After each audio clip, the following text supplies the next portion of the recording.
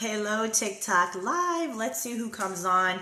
Taking some questions about dating and relationships and going to have an open and honest conversation about what is going on with people who are single, don't want to be single, and then yet they can't find love. They can't find what it is that they want. So I'm going to give some reasons for why that happens. But this is also an open, honest conversation, and feel free to ask me questions about dating, relationships. If you have questions about, if you're in a relationship and you want to know how to handle something that's happening with you, feel free. This is the place to, come and ask your question. I'll help you out as best as I can. I'm Lisa, the Love Coach. I have a company called LoveQuest Coaching. There I have various quizzes and blog articles and all kinds of helpful information to help people with dating and relationships so that they can, have the best, healthy, happy relationship and have fun in life with the person that they choose to be with. So I'm here in beautiful Tampa Bay, Florida. I just moved from Sarasota. I'm actually in the process of settling up my move. I met somebody incredible just a few months ago, and we were both immediately on the same page. We fell in love. He wants exactly what I want, and we want it together. So we are starting to create that life together. So hello from California. Oh, I send you love. California is a really rough place these days. A lot of people out there who are telling me about what's going on in California. So I'm hopeful that you're enjoying your beautiful weekend there, having fun. So let's get into this list of reasons that I prepared here, because I did a Facebook Live before, to understand why people are single who don't want to be single, but they're finding that they can't attract the kind of love that they want in their life. Am I related to Steven Seagal? No, I am not. Anyway, let's move on. So the first reason why people, especially the people that I coach, are struggling when it comes to finding love is because they are unclear about what they want. Not only in a partner, but they're unclear about what they want in their own life.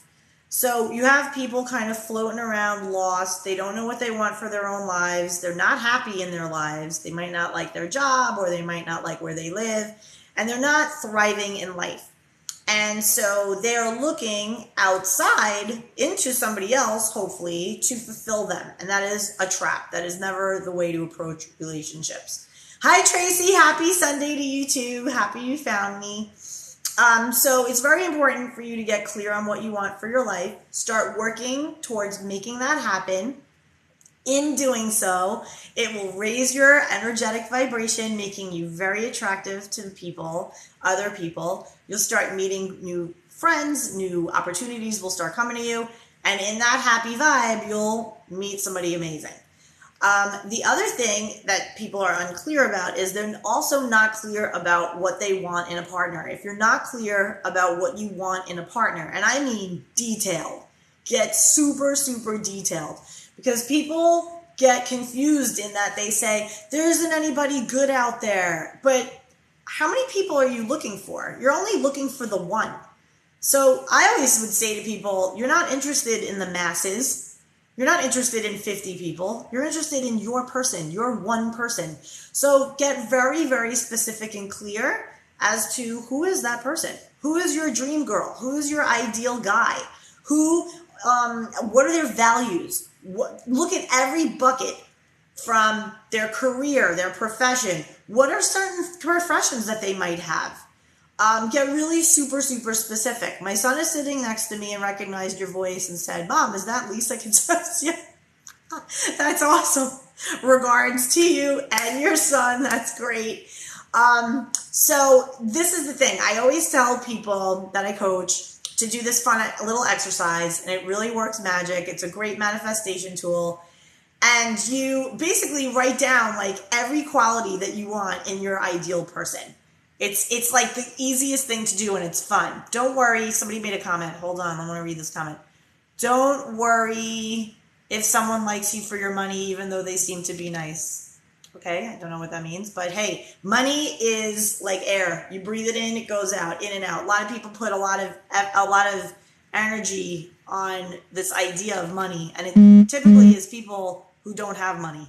They're the ones obsessing over money. I looked for someone who respected my goals and opinions, and then I respect theirs, and great things happen. Absolutely. Perfect. Yeah, that's a great comment. I looked for someone who respected my goals and opinions as I respected theirs. So this is so important, and this is pretty much the relationship that I find myself in now at this stage and phase in my life. And by that I mean I'm 50 years old. I was married in my 20s until I was 45, so I am a commitment person. I like the relationship aspect of life. It's just me. I'm never one to be floating around, and I'm always a relationship girl. I value commitment. I value forward momentum within partnership. I value collaboration.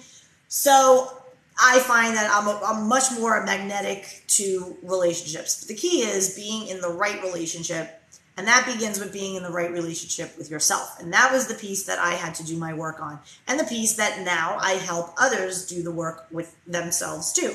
But what you're talking about is a relationship that is rooted in mutual respect and ambition. So you have goals, and they have goals, and then you come together and you help each other achieve the goals together. And then you have your big goal that you share as a couple. And that is the recipe for empire building and relationships that are very exciting. They don't get bored. The sex is always good. You're always turned on by each other. You can have like incredible conversations about the things that you want to do and achieve for yourselves, and then also as a couple. So it's incredible when you have that kind of relationship. And that's the kind of relationship I help people to attract for themselves. Okay, question. Why did my wife leave after 15 years because her mom said to live before she died? Why did my wife leave after 15 years because her mom said to live before she died? It sounds like your wife wasn't happy in the relationship, and her mother's advice to her was, you need to start living life as if you were, dying, so that you can be fulfilled. And if this relationship isn't fulfilling to you and you can't fix the relationship or change the relationship, then it's better to leave the relationship. So that's probably why she made the decision to leave you. And people like to focus on the years. It doesn't matter if she was with you for 15 years or 5 years or 15 months. If the relationship is not fulfilling and you're not connecting on the level that needs to be happening in that relationship, the relationship will fail. So it doesn't matter. Just because you're in a relationship for 15 years doesn't mean that that relationship is going to last to 50 years. It means that you were able to last as long as you lasted based on who you were in that relationship leading up to then. So I ask you, why? You know the answer. Why do you think your wife left you? Sorry, do you worry? I don't worry about anything. I am a woman of faith, therefore I have no concerns that God can't take from me. Sounds very mechanical. Feelings and emotion are crucial. Yeah, feelings and emotions. Let's talk about that. Thanks so much for your comment. Feelings and emotions. Okay. Emotions are guidance, right? So how we feel emotionally is guidance to what kind of energy we're bringing into the world. If we're feeling sad, then we're bringing a low vibration energy to the world, and therefore what we're going to attract is going to be a match to that. So our emotions and our feelings are our responsibility, and our mindset dictates what our feelings and emotions are moment to moment. So I like to encourage people to look at emotions and feelings as guidance and not something that someone else is responsible for. You are responsible for how you feel. You are responsible for your own emotions. And your mindset is what dictates how you're feeling and how you're vibing on any level.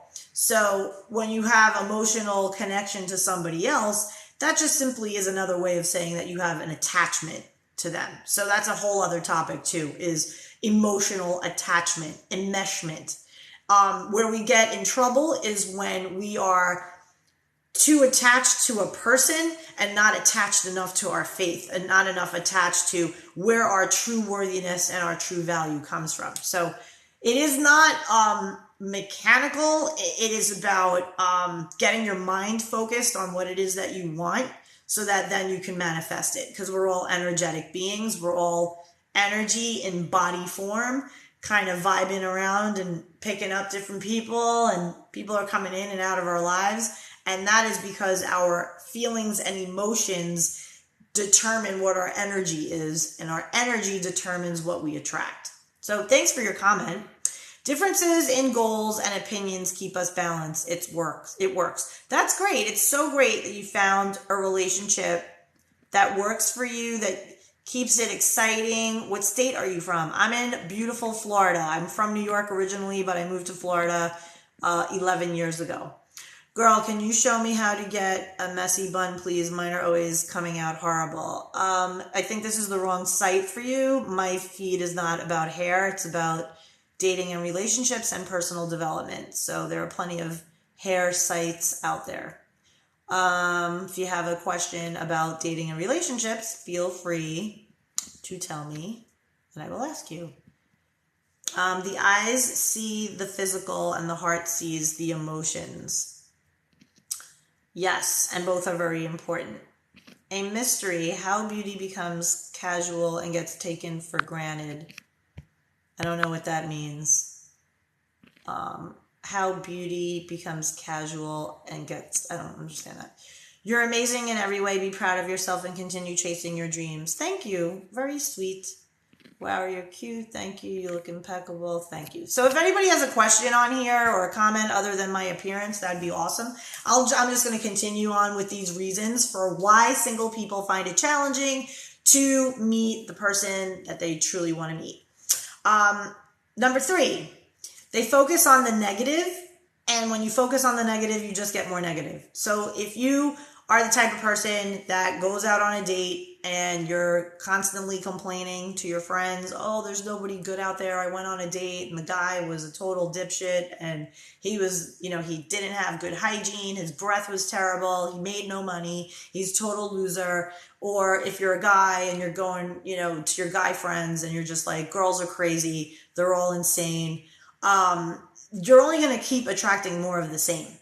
So what I do as a coach is I radically help people to change their wiring in their brains and the language that they're using so that they start to speak what they want into existence, as opposed to focusing on the negative and getting more negative. They change their lives by looking at what they want and talking about how great it's going to be when that appears in their life, when it comes. It's about faith. It's about stepping in from a place of skepticism and doubt into faith and belief. How about, because some people have become hard to trust? Okay, let's talk about trust. The more you trust yourself, the more you trust others. So whenever somebody says to me that they don't have trust in other people, I immediately say, well, why are you lacking faith? So in other words, what are you afraid of? A lack of trust is rooted in fear. And if you are in faith, then you can't be in fear. You fear no one. When you are in faith, true faith, no one can hurt you. So you're open. You're like, good, I'll hang out with this person and see what they're about. Right? And if they show me their true colors and they're not for me, I'll just walk on. But when people are afraid, it's because they're connected to the outcome of a relationship working. And they're afraid about getting hurt. And when you know that people can't hurt you, that's just an illusion. Then you're like, all right, well, no one can hurt me, so I can hang out with whomever, and if it's not for me, I'll just move along. So if you do have trust issues, they're real. It's not to downplay them, but they are solvable. You can handle your trust issues, and you're going to have to in order to be in a happy and healthy relationship. Because without trust comes insecurity, jealousy, resentments build. It's just, you got to handle the trust issues before you can get into a relationship. And so one of the things that I help my clients to do is to look at what's the root cause of the lack of trust and then handle that. And we get into what that is about. And then once that's transformed, then you're fine. Then you're like, oh my God. And then the right relationship manifests. If coming from a bad relationship, don't let the end of that one control the start of a new one. Absolutely. And it's very hard. Reason being, people don't handle their shit, right? They don't look at the relationship in the past, and they don't acknowledge how they showed up in that relationship and why. Can't decide if I'm afraid of a relationship working or not working. Well, explore that, right? What happens if a relationship works? Where's the fear in that for you? Meaning, if a relationship works, how does that change your life? For the better? What are your beliefs about a relationship working that has you in fear? And then what are the beliefs around the relationship not working that has you in fear? So fear is a terrible thing. It will keep you stuck and stagnant. You will not go anywhere if you're in fear, and life will just kind of pass you by, and you'll just sit here on the sidelines doing nothing because you're too afraid. Guys see a beautiful girl and wants her, but later in relationship, one of them takes the other for granted. So here's how not to take people for granted in your relationships. It's through gratitude. It's finding something that you're grateful for in this person every day. You do that, you're going to be fine. Life has challenges. Your life is your choice. With every reaction, there's an action. This is true. How are you, Lisa? I am great. I'm doing amazing. Very excited for November. This year has been incredible for me. I thought in the beginning of 2021 that this year was going to be all about up-leveling my business with a real focus on my business. And what ended up happening was that this year was the year that I fell in love. And fell in love with someone who wanted the same thing that I want in a relationship. So this is something super special and huge. And I wasn't planning it, expecting it, nothing. In 2020, I ended a 4-year relationship, 4.5-year relationship, because we weren't on the same page with what we wanted. And that relationship, a blessing in my life that it ran its course. And it was time for me to move on. So I moved to another city. And I just started to, explore myself in different ways. And I started to date again. And then I pulled myself off dating completely because I realized, I just want to focus on me. And in doing so, I met somebody incredible. So we were both in the same situation. We were done with dating. We wanted to just be single until somebody really special showed up in our lives that we can focus on. And that is exactly what happened. We were both at a party of a mutual friend, and we got to talking, and it was as if we were put together by God, and we just hit it off. And now it's 4 months later, almost in a week, it'll be 4 months that we're together. I am just now moving in, and I told him from the beginning, I don't shack up. So engagement is happening soon too. So we both just want exactly the same things. And it's just so nice to find somebody at 50, he's 56, who is almost like the people that we both wanted back when we were in our 20s. And now at 50 and this level of experience and maturity, we can actually have that. So it's very exciting, and I'm very open and authentic with my journey as my own relationship develops and grows and everything that I go through, and I share that with you so that people can benefit from it and grow too. Okay, let's see. Becomes normal to have a beautiful person and don't adore them anymore. Well, there's a reason for that. That's deeper. If you have somebody who's beautiful and you don't adore them, then there's problems in the relationship that need to be handled. My desire was don't overextend finances, pay on time, and enjoy life every day. Simple. Yeah, I'm one of those people where I'm if I have desires, I raise my target, meaning I make more money. I don't say, oh, I want less because I can only make this much money. It's no, I want that, and that costs that. So God, help me create the means by which to afford that desire. And then I hand it to God, and God helps me. I'm 51, but not so pretty like you. You're pretty in your own way. And yes, I am a guy. Do you believe you can be too trusting? Oh, what a great question. So I believe that when people say, can you be too trusting, it means that they lack boundaries. So it's not so much that you are too trusting, it's that you lack boundaries. So being trusting is awesome, right? Because it's basically living your life open. It's saying, okay, here's this new person. I'm going to see what they're about. Why? Because I trust myself. I trust myself. I'm clear about what it is I want in the people that I associate with.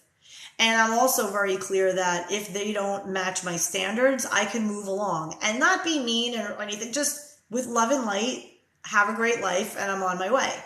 People who are too trusting are, one, they need to believe. They need to believe. It's like a codependent thing. I was that.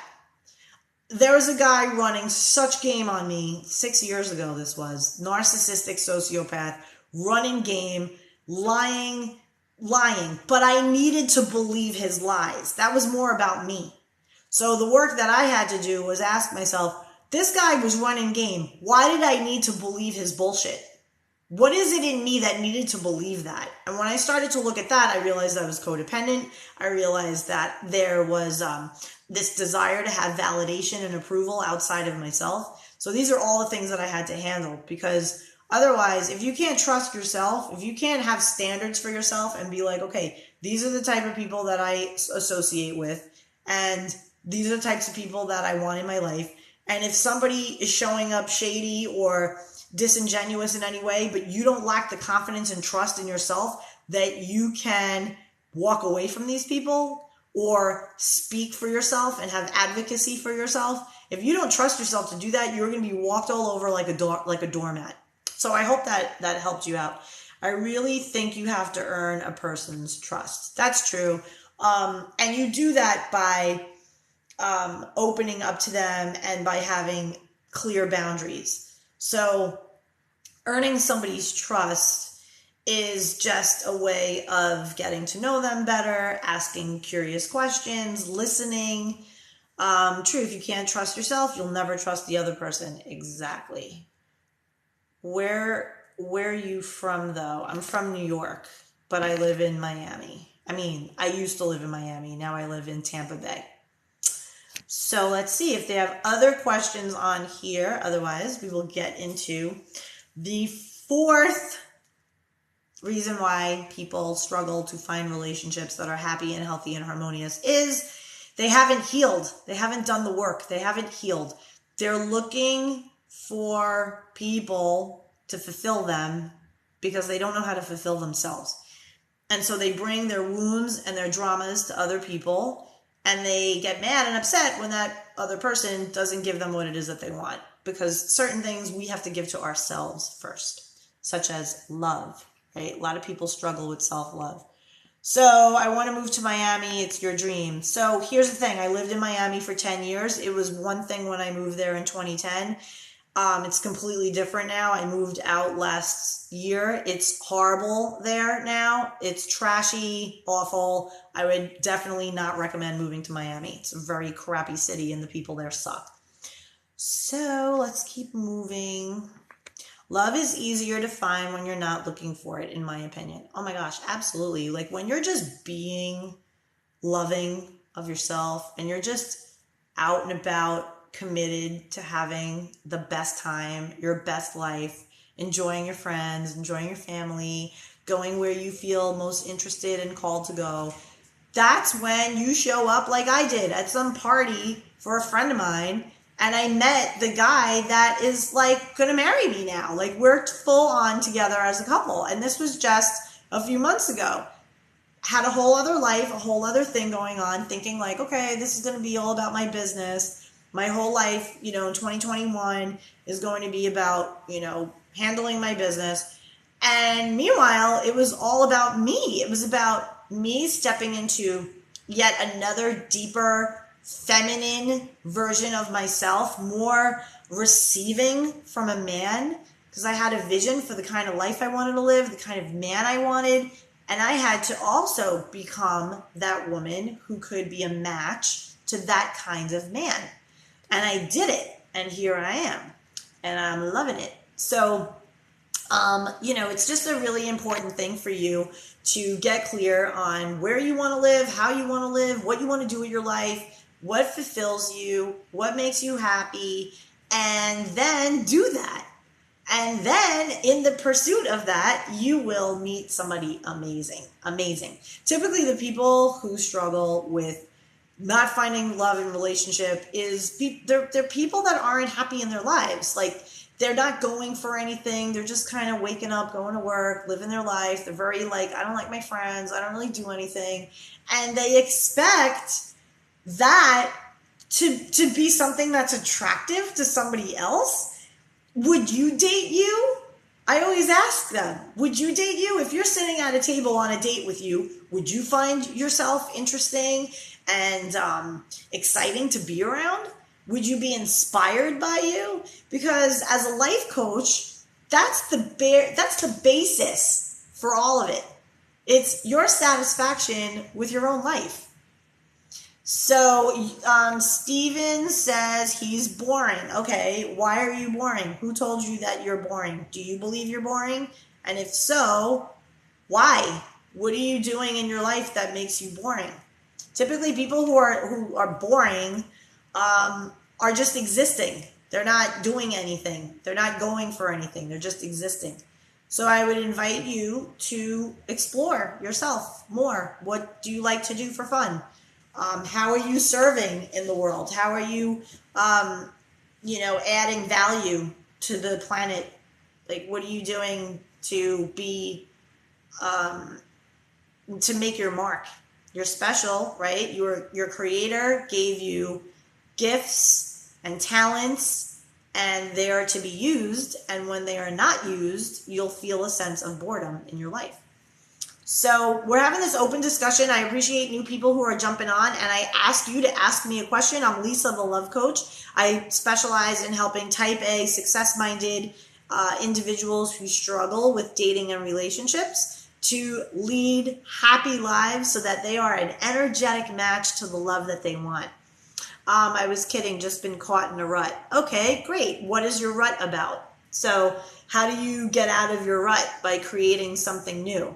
So that's kind of exciting, actually, Stephen. Like when people are in a rut, it means that they are on the brink of creating something new and exciting in their life. So I'll give you an example. For me, I was stuck in a rut also, and it had to do with where I was living.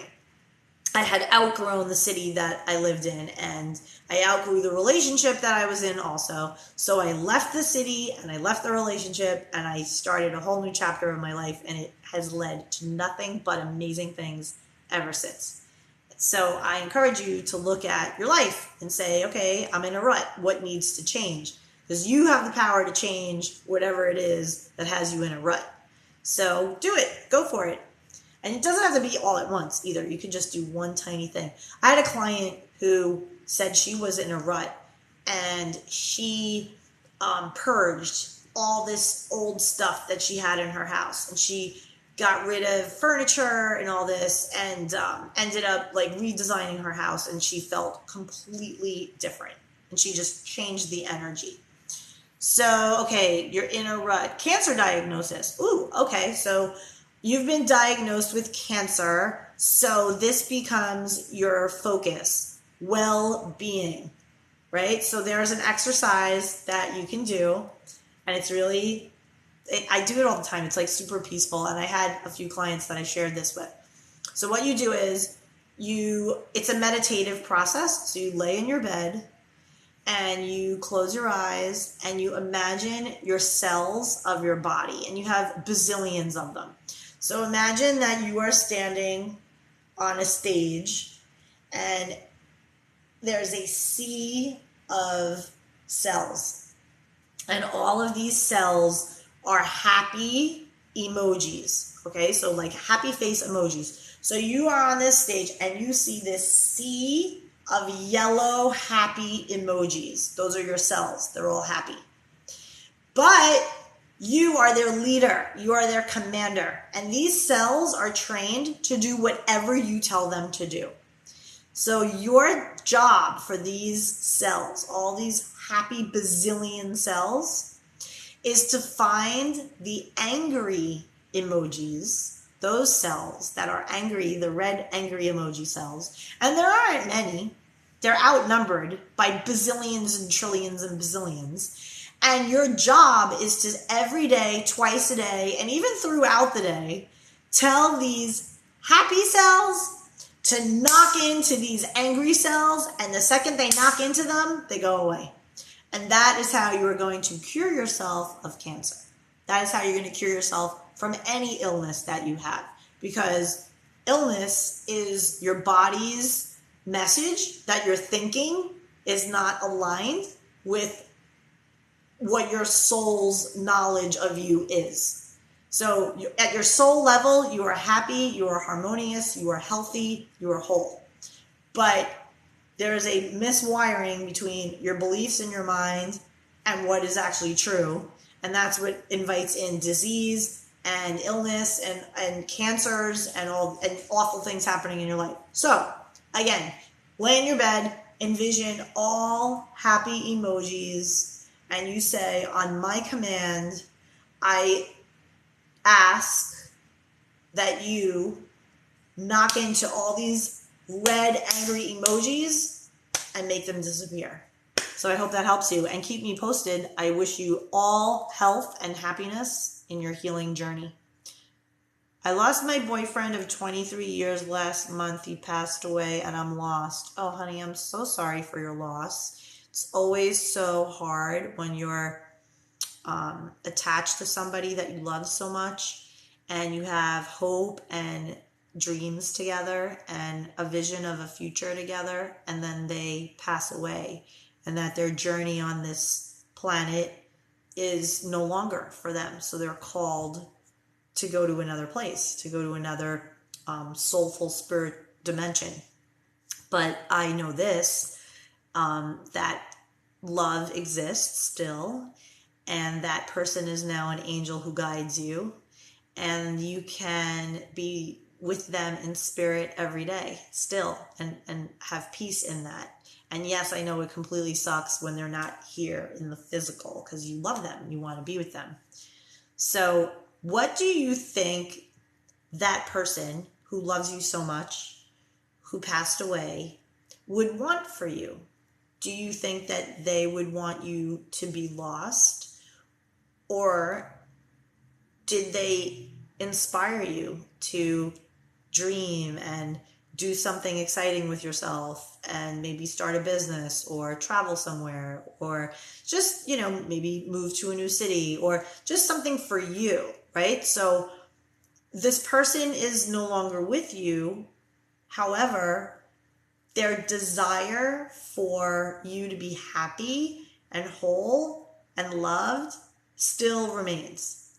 So connect with them every day and ask them to help guide you to what's next. And it's okay to spend time in your own grief and to go through grieving on your own way. But if it's a thing where you're feeling stuck and stagnant in your life and sinking into a depression, then you might want to seek out a support group to help you with grief. So I hope that helps you. And again, my deepest sympathies to you.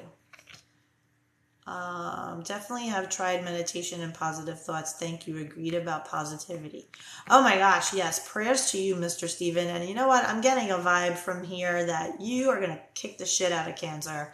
And you're going to be happy and healthy and everything's going to work out just fine for you. Let's see. More people on here. Nice. So anyway, I was telling you guys about one of, the many things that people run into, the troubles that they run into. And on here, there were people talking about trust issues, and there were people talking about goals and how important it is to have goals. And then you meet somebody who has goals too, and then together you achieve your goals together. So it's like super exciting and your relationship never gets boring. Then there were people on here talking about, taking their person for granted and having the other person take you for granted. So I find that if you're always in a perpetual state of gratitude, then you can't take anyone or anything for granted. If you're always thankful and you're always like, oh my God, thank you for you, I'm so grateful for you, then you can't take somebody for granted, right? People take people for granted when they no longer see why they're so special and appreciate the things that this person does and just the essence of who they are. So let's see if more people are coming on here with questions. I guess it's like a Sunday. Everybody's kind of doing their thing. So I'm going to jump off. I love you guys. I'll probably be on another few days. Just wanted to hop on, hang out for a minute. And again, I'm Lisa the Love Coach. If you find me at LoveQuestCoaching.com, we can hang out there. Oh, we do have a question and a comment. Why are you still single? I'm not single. I'm actually getting engaged. Hey, Lisa, Jesus Christ is coming back very, very soon. Yes! I accept Jesus Christ in my heart and soul as my leader and Lord and Savior. Blessings to all of you. Have a great weekend. Rest of the weekend. Bye.